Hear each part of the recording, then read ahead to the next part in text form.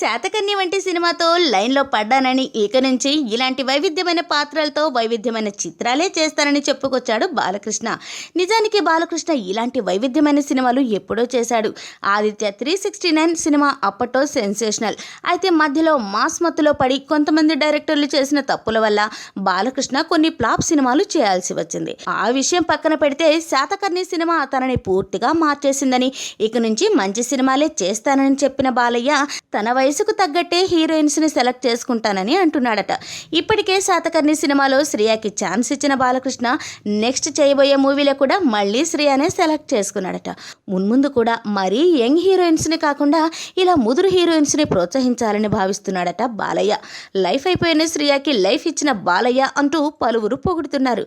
మొత్తానికి బాలయ్య బళా అనిపించుకుంటున్నాడు.